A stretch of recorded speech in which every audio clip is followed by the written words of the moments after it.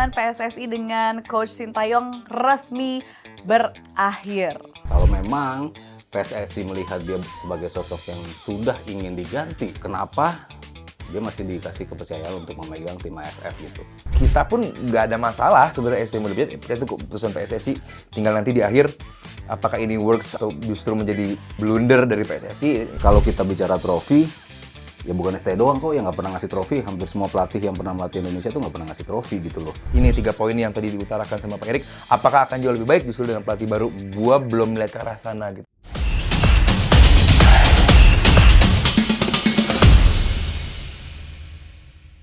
Hai teman nalar, selamat datang di Tiki Taka Ngobrol Bola Pakai Nalar. Kembali lagi bersama saya Nola Sisterina, Mas Sabto Haryo, dan juga hari ini ada Aldi Bawazir. Hai Aldi. Waduh, nampak pusing sekali. Ada apa Aldi? Apa kabar? Baik sih. Baik. Baik sih, tapi apa yang berat Aldi? Berat lah, berat ya. Berat. Insya Allah. Mas Sabto, aman? Iya juga.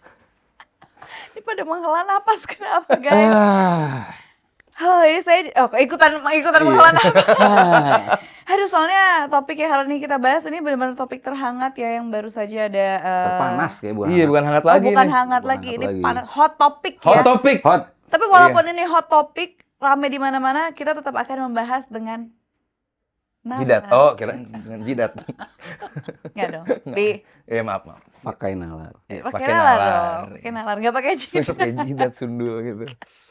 Jadi topik utama kita hari ini adalah kita mau mendiskusikan bagaimana PSSI telah mengadakan live press conference. Yes. Baru saja tadi kita nonton barengan sebelum kita syuting ini. Bahkan dengan highlight utama yaitu hubungan PSSI dengan Coach Sintayong resmi berakhir. Oke, jadi salah satu alasan utama yang dikatakan Pak Erick Thohir itu adalah isu taktikal dan juga masalah komunikasi. Bahkan disebutkan bahwa sebenarnya Coach Sintayong ini sudah mau diberhentikan pada saat sebelum laga melawan China di World Cup qualifier ya. Yeah. Nah, tapi memang kalau misalnya sudah ingin diberhentikan pada saat laga menghadapi China, kenapa masih diberikan kesempatan untuk memegang AFF kalau menurut Mas Sabto dan juga Aldi? Iya, ada beberapa yang apa ya istilahnya, mungkin kurang sinkron ya dari apa yang menjadi keputusan dari PSSI selaku Pak Erick Thohir ya sebagai ketum PSSI. Dia mengatakan bahwa memberhentikan STY dan dia merasa dalam 1,5 tahun ke belakang sebetulnya sudah ada wacana untuk melakukan ini gitu. Yes. Cuman tadi kenapa setelah lawan China, kenapa nggak langsung?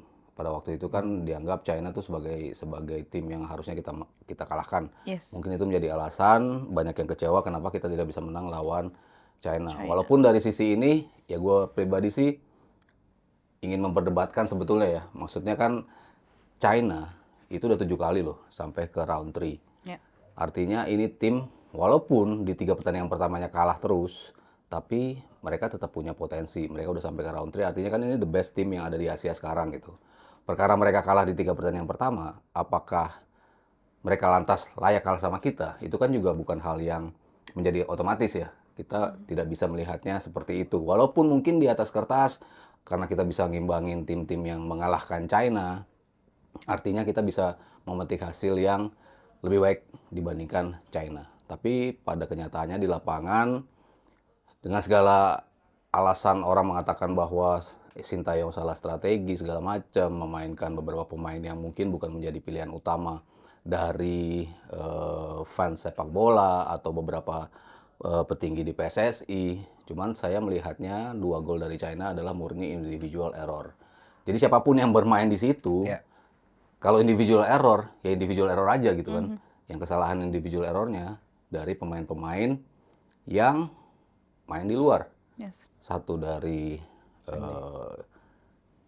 Shane, satu lagi dari Hilhers yang positioningnya Plat tutup. nggak nutup, agak keliru. Jadi kalau orang bilang kesalahan strategi, mungkin kalau saya bisa melihat satu kesalahan strateginya adalah selalu saya bilang adalah tidak memainkan Tom Hai. Jadi kita tidak punya creativity. Mungkin dari situ doang. Terbukti ketika Tom Hai masuk, kita punya kreativitas lebih. Itu yang mungkin yang saya sayangkan dari starting 11-nya gitu. Cuman di luar itu, ya itu murni menjadi individual error dari para pemain. Pemain. Sehingga sulit menyatakan bahwa itu blunder besar dari STY, dan itu yang dipakai oleh mungkin PSSI ya, yang mengatakan bahwa itu menjadi salah satu parameter untuk melihat STY sebagai sosok yang udah nggak tepat lagi untuk melatih kita gitu. Cuma setelah itu kan ada pertandingan melawan Arab Saudi. Ternyata permainannya jauh Yes. di luar ekspektasi, main bagus banget. Dan STY yang selalu saya bilang, ini pelatih dengan banyaknya pemain baru datang butuh waktu panjang untuk bisa mencari starting 11-nya. Selalu datang pemain-pemain baru untuk difasilitasi untuk masuk ke starting 11. Artinya kan dia juga mesti nyusun terus kan pemainnya seperti apa. 5 pertandingan pertama dia pakai untuk bisa merotasi, untuk akhirnya melihat komposisi siapa sih yang paling bagus buat kita gitu. Itu menjadi di pertandingan ke-6 melawan Arab Saudi, dan akhirnya kita bisa menang. Jadi kalau saya pribadi melihatnya, ST sebetulnya masih on track untuk kita berada di peringkat ketiga, untuk lolos targetnya sebagai peringkat 3 dan 4, tapi kita masih punya peluang bahkan ke peringkat kedua untuk bisa lolos langsung. Sehingga kalau dibilang setelah lawan China dia harusnya sudah dipecat, ya harusnya sih enggak juga gitu ya, karena setelah itu dia memperbaiki penampilannya untuk timnas, dan timnas dapat performance yang bagus. Tadi pertanyaan lanjutan dari Noe adalah kenapa dia dipercaya di AFF juga. Yes. Itu menjadi salah satu pertanyaan dari kita juga gitu ya. Kalau memang PSSI melihat dia sebagai sosok yang sudah ingin diganti sejak 100 tahun lalu, kenapa dia masih dikasih kepercayaan untuk memegang tim AFF gitu, dengan materi yang 100% dipercayakan kepada STY sendiri untuk memilih tim seperti apa yang akan dimainkan. Jadi yang saya bilang di awal tadi, kayaknya ada yang nggak sinkron juga ya antara keputusan yang sudah 1,5 tahun ingin menghentikan STY, tapi bulan lalu masih dikasih kepercayaan untuk megang tim AFF. Kalau memang harus dipecat, ya harusnya nggak usah dikasih kesempatan juga kan buat megang tim AFF gitu. Ya udah selesaikan pada saat itu juga gitu, sebelum AFF ya sudah. Kita sudah ganti pelatih, kita nggak akan bersama STY lagi. Lebih kepada momentumnya, cara dan momentumnya yang saya pertanyakan sih dengan penghentian STY. Ya, kalau dari gua sih lebih ke hasil ini atau keputusan ini tentu akan menimbulkan ruang perdebatan di publik, ruang diskusi. Karena kalau yang beranggapan bahwa STY dianggap tidak ada di level yang diharapkan PSSI, bisa bahwa kenapa pemain ini nggak dimainkan, komunikasi tadi kan, dinamika komunikasi dan strategi yang diinginkan sama pemain.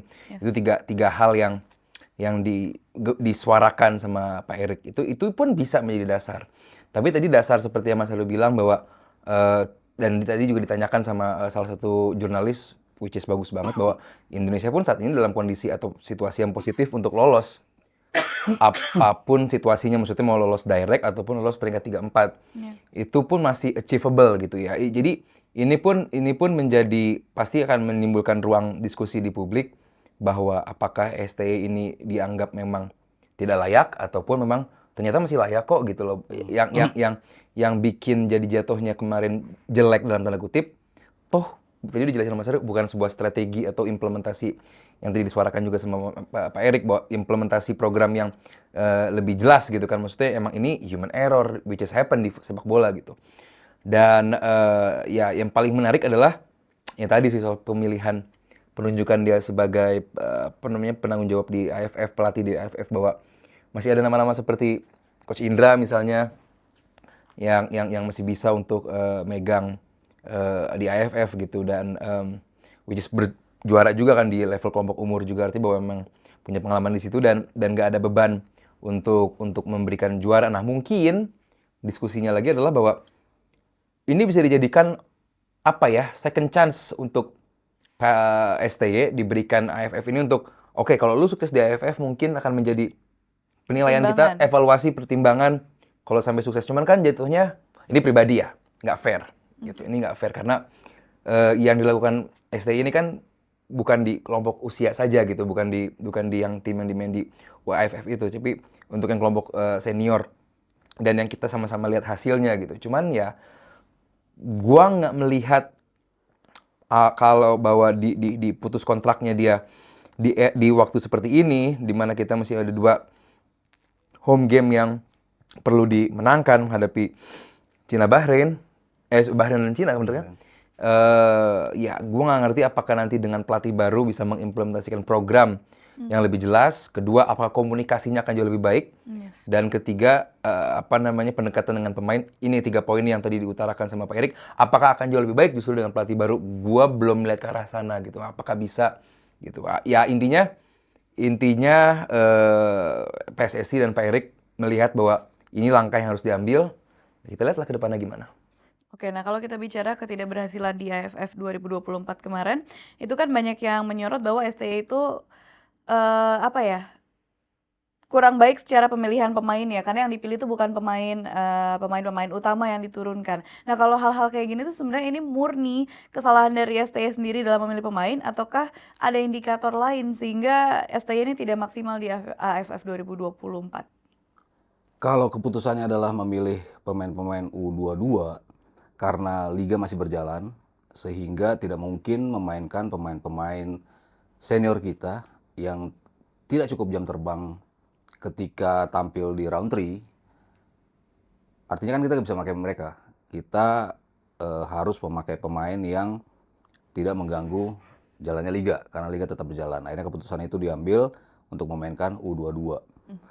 U22 itu kalau dari materi pemain yang dipanggil, ya gue pribadi melihat ini memang pemain-pemain U22 yang bisa dikatakan yang terbaik yang lagi ada di persepak bolaan kita, yang lagi tampil bagus di Liga 1, yang lagi tampil bagus di Liga 2, dalam hal ini Cahya Supriyadi sebagai kiper. Sementara semua pemainnya kita bicara dari belakang, Kadek Arel, lalu salah satunya sebetulnya Kakang, Donitri, Ferrari, Arkan Fikri, Rehan Hanan, semua pemain-pemain yang ada memang sedang tampil bagus di liga gitu. Jadi kalau dibilang salah memilih pemain, ya nggak juga. Karena ini materi pemain yang bisa dikatakan materi terbaik yang ada di cakupan U22. Bahkan nggak semuanya sampai di umur 22 ya. Ya. Banyak yang masih 20 plus dikit-dikit lah. Artinya memang komposisinya sudah terbaik. Cuman kalau kita bicara tim kelas umur, dan selalu STY membuktikan dalam beberapa kesempatan memegang U23, memegang U20 di Piala Asia, U23 juga di Piala Asia, dia tuh kan butuh waktu lebih panjang untuk bisa ngebentuk tim ini. Ya. Makanya kenapa akhirnya di U20 penampilannya lumayan, walaupun kita nggak lolos grup ya ketika di Piala Asia, tapi 2 tim yang ada di grup kita akhirnya pelakon laga finalnya. Irak melawan Uzbekistan. Kita Uzbekistan 0-0, Irak kita kalah 0-1. Itu kan artinya penampilan kita sebetulnya bagus ketika kita bicara di turnamennya. Lalu U23, kita bisa sampai ke semifinal. Something yang sebetulnya tidak terbayangkan sebelumnya oleh kita bisa sampai ke semifinal. Tapi menuju kedua turnamen itu, STY itu melakukan TC, melakukan tryout di Eropa untuk melihat kemampuan dan membentuk chemistry dari tim ini. Begitu dia bicara usia, dia butuh waktu yang memang lebih panjang. Nah kemarin kan dia tidak bisa mendapatkan privilege untuk bisa memainkan para pemain dengan jarak yang waktu yang lebih lama. Dapat TC 2 minggu di Bali, tapi kan secara efektifnya kan hanya seminggu ya. Pemain-pemainnya akhirnya baru bisa ngumpul setelah seminggu gitu. Artinya kan ya dia memang tidak bisa mencari starting 11 terbaiknya. Mungkin kalau orang bicara dia bukan mengambil pemain terbaiknya, tapi menyusun 11 terbaiknya seperti apa. Mungkin itu yang masih menjadi pertanyaan juga di publik. Siapa yang harus dimainin di starting 11, siapa yang harus menjadi pengganti gitu. Dan balik lagi, ketika menyusun starting 11, karena dia tidak punya waktu yang lama untuk mempersiapkan, artinya kan dia harus cobanya kan di pertandingannya. Di pertandingan dia coba, oh ternyata Donitri bisa main di posisi itu. Ternyata playmaker kita memang Arkan Fikri. Ternyata siapa yang akan menjadi pasangan dari Arkan Fikri, itu yang paling tepatnya siapa. Itu kan butuh beberapa pertandingan untuk melihat, memetakan komposisi, oh tim terbaik kita starting 11-nya seperti ini gitu. Jadi ya, kalau tadi bilang dia nggak bagus penampilannya di AFF, ya memang karena awal untuk masuk ke turnamennya itu juga nggak ideal gitu loh. Jadi sehingga dia tidak bisa mendapatkan tim ini yang saya katakan tadi di awal, gimana dia biasa mempersiapkan lebih panjang, tapi dia tidak mendapatkan waktu yang cukup panjang. Sehingga ya kalau penampilannya di bawah rata-rata, ya memang itu yang terjadi. Sama yang sering gua garis bawahi adalah kita selalu memandang tim-tim AFF di luar Thailand dan juga Vietnam adalah tim yang bisa kita kalahkan. Hingga sekarang udah nggak menjadi seperti itu. Singapura. Tim-tim sekarang itu berbenah juga. Jadi jangan kita melihat kita doang nih yang berbenah nih, kita doang nih yang naik level. Negara-negara lain juga gitu. Singapura juga mempersiapkan diri dengan cara mereka sendiri. Vietnam akhirnya bisa menjadi juara, mempersiapkan diri dengan cara mereka sendiri. Thailand, ya kita tahu bagaimana mereka punya grassroots yang bagus untuk bisa membentuk tim di setiap turnamennya. Sampai ke final lagi sekarang. Malaysia juga, Timor Leste, Kamboja, tim-tim Laos, tim-tim yang nggak semudah itu juga untuk bisa kita kalahkan. Jadi ya dua catatan, persiapan yang nggak matang dan tim-tim lain yang ada di region ASEAN sudah banyak yang berbenah juga gitu. Kalau gue sih lebih fokus ke poin soal persiapan ya, Noe ya. Maksudnya bahwa gue nggak ngerti apakah Coach Sin diberikan waktu untuk milih pemain secara tim atau justru diberikan ini timnya, silakan diatur, silakan di manage. Karena itu bakal menjadi situasi yang berbeda banget untuk seorang pelatih gitu, bahwa kebutuhan implementasi permainan itu pelatih yang tahu gitu pemain seperti apa. Dan seperti yang tadi Mas Hario bilang bahwa lu masih mengimplementasikan program, strategi itu di game week pertama, itu kan artinya bahwa itu di match day pertama artinya bahwa itu nggak sangat amat nggak ideal gitu, dan selayaknya nggak dituntut banyak dari situasi seperti itu. Dan dengan adanya bahasa bahwa ini tim dipersiapkan untuk event-event selanjutnya di tahun-tahun selanjutnya, ya Mbok ya fokus sama itu gitu loh. Mbok ya fokus sama oke, berarti emang ini tim dibentuk untuk ini gitu kan, SEA Games dan lain-lain. Ya harapan kita adalah ya udah stick with that gitu, tetap fokus sama oke ini tim, nggak usah terlalu yang diberikan beban untuk juara gitu, karena yang gugur itu bukan STY doang gitu, yang gugur tuh timnas kemarin tuh gugur semua. Jadi jangan sampai Indonesia yang gugur. Oke, ya emang tanggung jawab pelatih, cuman bukan serta-merta bahwa ini adalah kegagalan STY doang gitu, bahwa ini buntut dari persiapan yang mungkin kita lihat kurang matang, terus juga idealnya pelatih bisa mengimplementasikan apa yang dia pengenkan di atas lapangan. Itu kan menjadi apa ya, menjadi hal yang membuat kita lihat apa yang kita lihat selama kemarin di AFF gitu. Jadi buat gue gue masih aneh kemarin STY menjadi pelatih di AFF, itu aja sih. Timingnya ya, lagi-lagi kayak yang lo bilang berarti ya. Ya. Timingnya kenapa pada saat emang kalau udah mau diganti, kenapa masih diberikan tanggung jawab untuk memegang Iya, AFF maksud gue kalau Pak Erik bilang bahwa kita emang pengen ganti STY setelah game menghadapi Bahrain saat menjelang menghadapi Cina, ya udah fokus di situ gitu loh. Maksudnya oke, ini pelatih nggak akan jauh lagi, akan dipecat, akan diganti, bla bla bla. Ya mungkin publik pun akan lebih mudah menerima tanpa memberikan tanggung jawab lagi di AFF. Oke, pertanyaannya adalah, kan kritikan yang paling besar sejauh ini ke Coach STY dengan belum adanya trofi untuk kita kan. Ini kritikan terbesar ya. Sebenarnya kalau menurut Aldi sama Mas Sato, sebenarnya kendala terbesar kita belum bisa dapat trofi itu apa sih? Dengan komposisi yang udah bagus, kita juga secara sepak bola kan udah improve banget sebenarnya ya. Tapi untuk trofinya nih, apa kendalanya? Ya kalau bicara AFF, ya dia udah 3 kali ya megang AFF. 1 sampai di final, kalah di final. 1 peringkat ketiga. 1 Grup gagal masuk ke knockout stages. Artinya kalau dari sisi progression ya menurun. Yang pertama bisa sampai final, lalu ke semi, lalu nggak masuk grup gitu. Kalau kita mundur ke belakang, ada berapa final sih yang pernah kita mainkan gitu kan di turnamen AFF? Nggak ada trofi juga. Kalau kita bicara trofi ya, siapa sih pelatih yang pernah ngasih trofi kita di level senior gitu? Yang terakhir SEA Games. SEA Games itu ya akhirnya Coach Indra Safri yang bisa memberikan itu. Dan sebelumnya di level usia, Indra Safri berkali-kali bisa memberikan trofi di level usia gitu ya. Sementara Sinteyong di level apapun belum bisa memberikan trofi gitu. U23 AFF pun gagal di final juga setelah mengalahkan Thailand di semi, tapi akhirnya dia kalah sama Vietnam ya, kalau sama Vietnam di finalnya gitu. Jadi ya kalau kita bicara trofi, ya bukan ST doang kok yang nggak pernah ngasih trofi. Hampir semua pelatih yang pernah melatih Indonesia tuh nggak pernah ngasih trofi gitu loh. Kalau kita bicara di level senior gitu. Kalau mempertanyakan trofi, ya kenapa harus dipertanyakan? kalau kita dulu sering dapat trofi, lalu di masa Lain STY cerita. akhirnya nggak dapat trofi, ya mungkin itu masih bisa diperdebatkan, bisa menjadi argumen yang kuat gitu. Cuman ketika sebelum-sebelumnya pun nggak bisa memberikan trofi, tapi di sini dipertanyakan itu kan jadi aneh gitu. Kalau menurut saya sih pribadi seperti itu. Cuman ya ketika beberapa pemain masuk kan akhirnya ekspektasinya kita akan mendapatkan, akhirnya kita bisa mendapatkan trofi gitu kan. Dengan masuknya beberapa pemain yang dari diaspora ya. Awal-awalnya mungkin Elkan Bagot yang masuk di tim gitu. Cuman ya kalau saya pribadi sih bukan sebagai sebuah ukuran ya. Trofi dari STY ya jelas dia belum mendapatkan itu. Cuman di luar dari trofi ya catatan sejarahnya kan berbicara sendiri ya. Kita bicara masuk ke Piala Asia Rekor demi setelah rekor.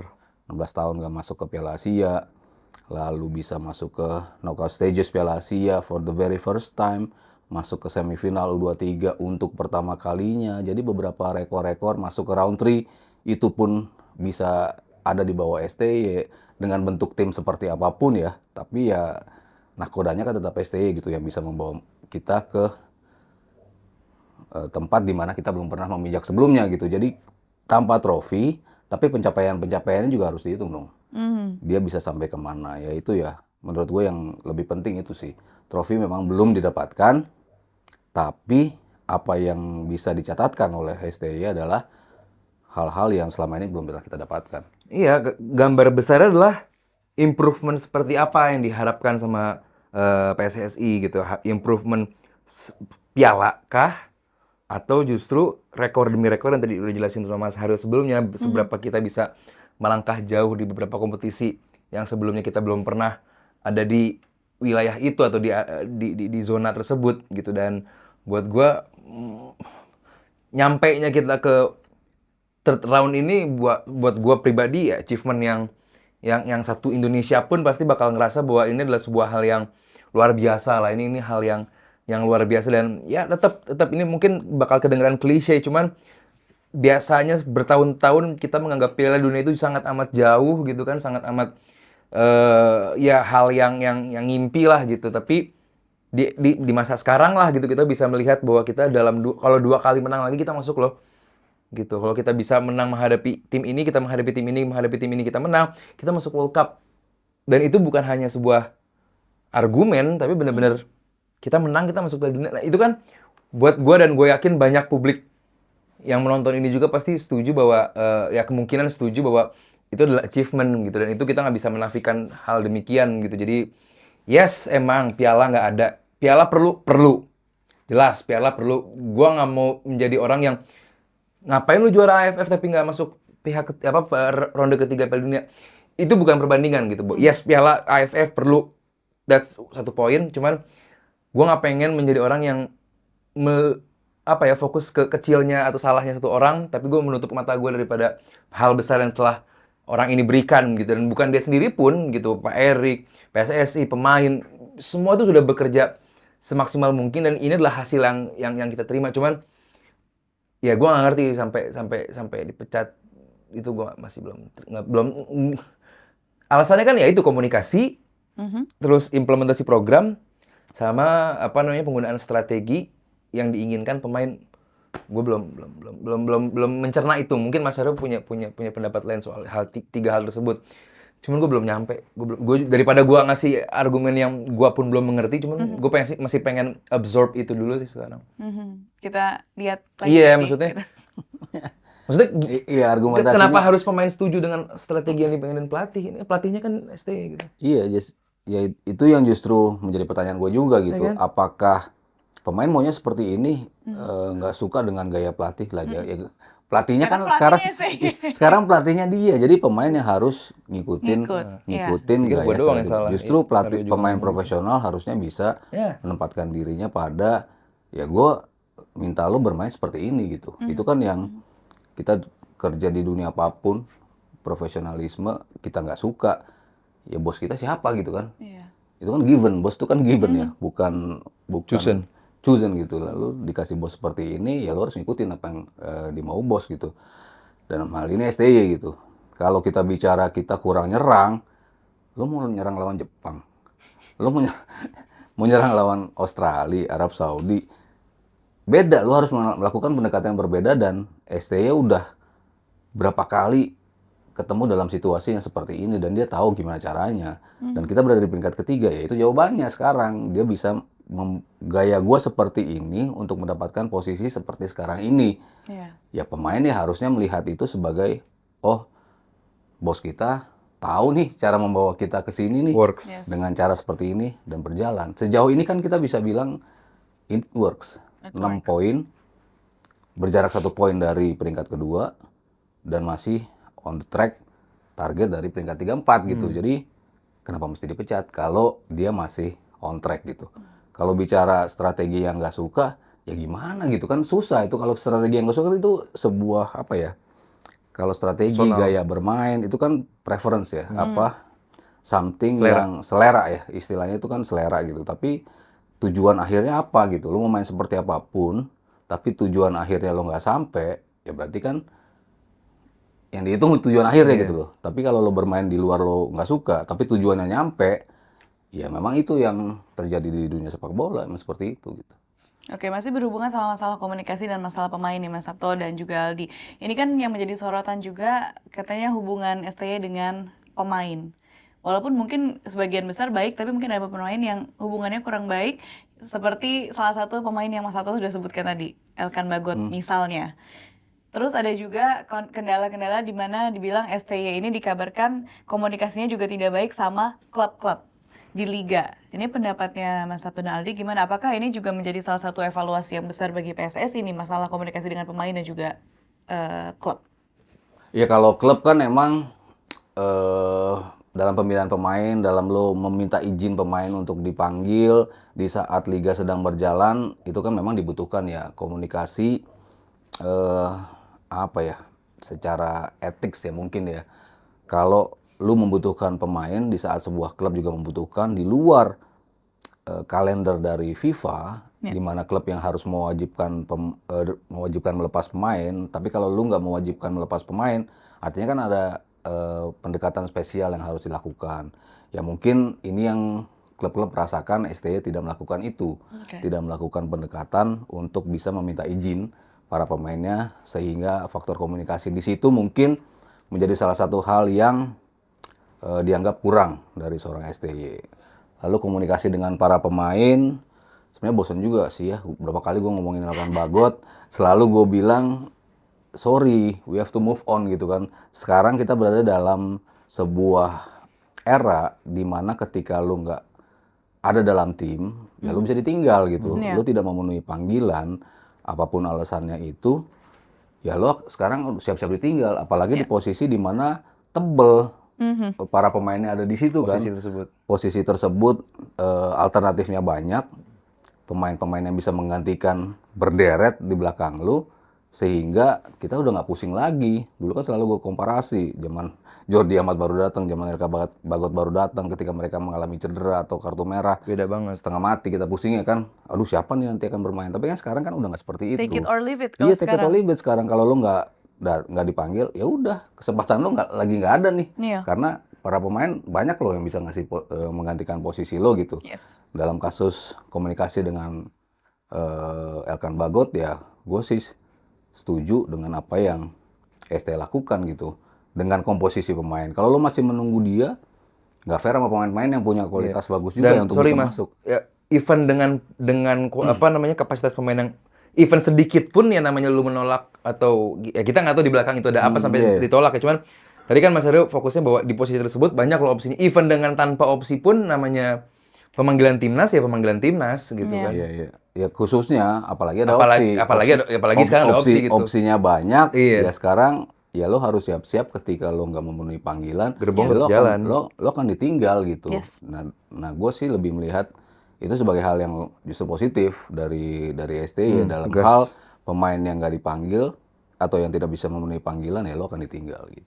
Iya, dan gua pun nggak melihat bahwa nanti di pelatih baru pun bahwa pemanggilan pemain dari klub itu bentuk komunikasi mungkin nggak akan jauh beda sama eranya STY.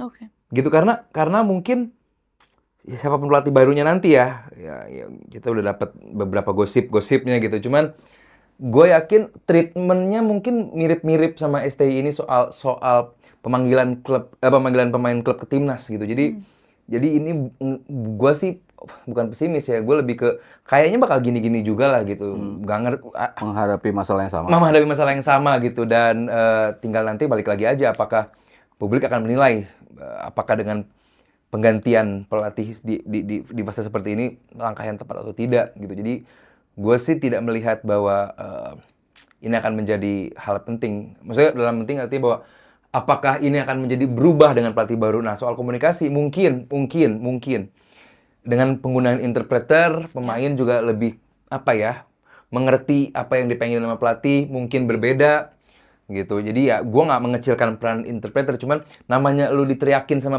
pelatih langsung dengan bahasa yang sama gitu, mungkin lu bisa langsung nyampe apa yang dipengen pelatih. Tapi dengan lu delay dengan adanya interpreter, which is the interpreter doing great job, cuman dengan adanya delay lu penggunaan interpreter mungkin sedikit banyak berpengaruh. Kita harus tanya langsung sama pemainnya apakah ada pengaruh atau tidak gitu. Jadi ya buat gue nanti mungkin dengan pelatih baru komunikasi ini bakal menjadi hal yang bakal ditekankan sih, entah pemain kita bahasa Inggrisnya lebih ditingkatkan gitu kan, bahwa agar komunikasi lebih tetap lancar gitu, karena ini hal yang difokuskan nih sama Pak Erik nih, bahwa komunikasi itu penting. Nah, berarti apa nanti di pelatih baru mau sistemnya seperti apa komunikasinya? Apakah tetap menggunakan interpreter, pelatih ngomong bahasa Inggris, nanti ini bahasa di Indonesiakan atau gimana, gue nggak ngerti. Cuman komunikasi akan menjadi hal yang penting sih. Bahkan kalau kita bicara interpreter, di beberapa episode sebelum ini Bung Harpa bilang nggak apa-apa interpreter, tapi tanpa mengecilkan interpreter. Kalau bisa, salah dari Bung Harpa waktu itu interpreter orang Indonesia, jadi bisa deliver message tuh secara lebih nyampe ya dengan bahasa Indonesia dan memang orang Indonesia juga gitu. Oke, pertanyaan terakhir buat Mas Sabto dan juga Aldi, apakah dengan pergantian manajer atau coach di saat ini akan mengganggu ritme timnas Indonesia yang masih berjuang untuk kualifikasi Piala Dunia? Karena kan ini kita di tengah-tengah banget nih, tiba-tiba ganti pemain, ibaratnya kemarin ritmenya udah dapat dengan trial dan errornya, terakhir apalagi pas lawan Arab Saudi juga udah bagus banget. Kira-kira ini kita akan terganggu nggak? Ini betul-betul ya risiko berani yang diambil oleh PSSI pastinya. Tapi ya pasti PSSI juga sudah mempertimbangkan, sudah berhitung. Kalau tadi 3 aspek yang disebut adalah salah satunya komunikasi. Kalau pelatihnya memang sesuai isu adalah orang Belanda, di mana majority dari pemain-pemain yang datang juga datang dari Belanda, pasti English speaking juga, pasti pelatih Belanda itu, dan pemain kita semuanya yang lokal itu bisa bahasa Inggris. Jadi mungkin kalau melihat masalah komunikasi itu akan lebih baik. Kalau memang itu menjadi pertimbangan dari PSSI ya, berarti masalah komunikasi akan lebih baik dibandingkan melalui interpreter. Lalu masalah teknik, kalau kita bicara orang Belanda, ya memang orang Belanda taunya menyerang kan, mereka nggak tahu cara bertahan. Jadi kalau para pemainnya lebih diinginkan oleh bermain menyerang, ya mungkin kalau kita bicara teknikal tadi ya, dari 3 aspek tadi, 1 komunikasi, 1 taktikal, apa yang disuarakan oleh media-media di Itali, bahwa pergantian STI ada dipengaruhi juga oleh taktikal dari permainan timnas Indonesia yang harusnya bisa lebih ofensif. Ya itu mungkin dari PSSI melihatnya ini sebagai hal yang akan lebih baik gitu. Cuman kan selalu ada 50 benar, 50 salah. Kalau kita bicara persentase, lo bisa menjadi yang 50% yang benar dan akhirnya lo lolos ke Piala Dunia, entah itu lo peringkat kedua, entah itu lo ke round 3, dan keputusan itu menjadi keputusan yang tepat gitu. Tapi kalau lo gagal, gue sih nggak bayang sih apa yang akan terjadi gitu ya, ketika lo sudah mengganti dengan ekspektasi lo akan lebih baik timnasnya, tapi lo dapetan yang 50% yang salah. Bad-nya. Itu kan risiko yang ternyata sama PSSI sudah dipertimbangkan dan sudah siap untuk mengambil risiko itu gitu. Jadi ya kita harapkan apa yang dipilih PSSI adalah tepat. Walaupun gue pribadi ya kurang setuju ya dengan pemecatan ini, dalam artian apa yang sudah didapatkan dan kita masih on track. Yang itu yang selalu gua tekankan kan, kita masih on track sesuai dengan target awal dari PSSI. Kita bisa ke round 3 ataupun lolos langsung, sehingga tidak perlu sebetulnya ada pergantian. Pemecatan, ya. Cuman kalau memang PSSI melihatnya ini sebagai hal yang akan membuat timnas kita lebih baik, ya kita harus mendukung, kita harus support apapun itu bentuknya gitu. Tapi kalaupun nanti gagal, ya harus siap juga untuk mendapatkan kritikan keras dari netizen dan juga media pastinya PSSI. Ya, sebenarnya pertanyaan tadi udah ditanyakan juga sama teman-teman media waktu preskon gitu. Apakah tidak takut blunder gitu kan? Bahasa teman-teman media bagus banget. Apakah tidak takut blunder? Dan apa namanya dijawab bahwa ya ini resiko dan resiko harus diambil gitu kan. Dan ya kalaupun ada, ya ini bahasa bodohnya aja dulu ya, ada analisa SWOT-nya lah gitu kan. Apa gitu, apa analisanya gitu. Gue pengen tahu ada rilis yang bisa nyebut bahwa oke, karena pemilihan pelatih baru karena begini. Gue pengen, dan gue yakin publik juga pengen dibuka gitu. Ini positifnya, Iya, ini gitu. negatifnya, Iya, ditimbang, ya. 5545 misalnya. Misalnya gitu, kasarnya begitu. Itu mungkin akan lebih akan lebih fair gitu dan mengurangi resiko yang tadi Mas Heru bilang, kalaupun sampai ini disebut atau pada akhirnya blunder, which is kita nggak mengharapkan gitu. Publik mungkin lebih siap menerimanya. Oh, ya udah deh kita terima gitu. Karena at the end of the day, kita bukan fans STY, tapi kita fans timnas gitu loh. At the end of the day, bahwa siapapun pelatih timnas, kita bakal support. Cuman, mungkin gua, Mas Haryo, Noella juga, dan mungkin teman-teman yang nonton, masih dalam fase, ini tim bisa gitu, ini tim bisa lolos ke World Cup gitu kan, ini tim bisa gitu. Cuman, mungkin belum bisa mencerna kenapa dicernanya, dipecatnya gitu. Mungkin ke situnya sih. Jadi kita pun nggak ada masalah sebenarnya STY mau dipecat. Pecat itu keputusan PSSI. Tinggal nanti di akhir apakah ini works atau justru menjadi, kalau kata teman-teman jurnalis, adalah blunder dari PSSI. Ini kita nggak mendoakan, kita juga nggak pengen. Kita pengen PSSI sukses, pengen pelatih baru siapapun nanti sukses. Kita pengen pemain timnas juga sukses, dan juga kita pengen sebagai supporter kita juga sukses mengantarkan tim ini ke Amerika nanti. Dan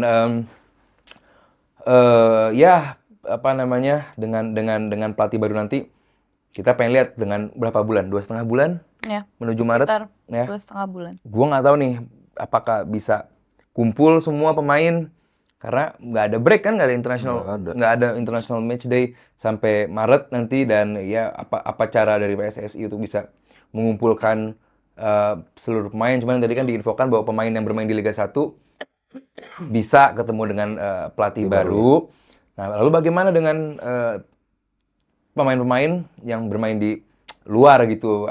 Gimana nanti mereka pendekatan dengan pelatih baru? Walaupun katanya tadi infonya adalah kemungkinan dari Belanda, which is dari bahasa, itu adalah sebuah checklist yang bagus banget, bahwa mungkin dengan beberapa pemain kita yang bermain di Belanda itu merupakan suatu nilai plus. Dari segi bahasa kita udah cukup mengurangi noise-nya lah gitu. Hal yang menjadi kekurangan kita udah kita kurangi sedikit dengan memilih pelatih dari Belanda. Dan kalau tadi bilang pemain orang Belanda nggak tahu cara bertahan, ya mungkin Mas Heru habis nonton Van Dijk semalam kebobolan 2 sama MU, jadi ya kelihatan nggak bisa bertahan emang Van Dijk. Cuman tapi bisa golin. Cuman gue pengen berhenti di debat bahwa kita harus bermain menyerang. Ada apa urgensi kita harus bermain menyerang sih gitu? Dengan bermain menyerang apakah kita bakal pasti menang gitu kan? Nggak juga gitu. Ada apa sih dengan bermain menyerang gitu? Bahwa setiap pelatih, even pelatih Belanda pun, mungkin Mas Heru bisa menjelaskan lah. Gue yakin mereka juga ada beberapa yang punya preferensi nggak harus selalu menyerang, tapi Arne Slot lah, bermain lebih sabar, lebih dinamis, tapi at the end luar biasa. Dia nggak bisa bertahan, tapi timnya fokus. Kebobolannya banyak banget gitu kan. Cuma semalam aja lawan MU doang kebobolan 2. Jadi ya gue pengen nanti siapapun pelatihnya, kita doakan sama-sama menjadi pelatih yang bisa mengantarkan timnas Indonesia menuju World Cup. Dan nggak terhinggal abundance thank you untuk Coach Sin, apapun yang Kamsahamnida Coach Sin atas apa yang udah diberikan ke timnas, ke kita, memberikan paling enggak gini, mungkin yang ngerti bola kayak orang Mas Haryo gini kan nggak banyak lah gitu. Paling nggak publik kayak kita ini yang tadinya nggak nonton bola jadi nonton bola lagi lah Setuju. gitu. Yang tadinya nggak nonton bola jam 4 pagi nonton timnas kelompok umur tapi jadi nonton lagi. Artinya bahwa ya this guy unites Indonesia gitu. Jadi buat gua ya thank you lah Coach Shin. Kalau nggak salah dengar-dengar gantinya Erik ten Hag ya? Jangan dong. Oh, enggak. Mentang-mentang dia di Ajax merah putih, di MU merah putih terus gara-gara sekarang Oh, jangan dong. Oh, Udah bagus nih Indonesia. Erik ten Hag. Ya oke deh, kalau gitu teman Alar, gimana menurut kalian? Kalau kalian punya pendapat, jangan lupa tulis di kolom komentar. Saya Nola Sisrina, Mas Sabto Haryo, dan Ali mengucapkan kamsahamnida buat Coach Sintayong. Terima kasih untuk kerjasamanya selama ini. Sarang heo. Sarangheyo. Sarang heo. Kami pamit undur diri, dadah. Bye.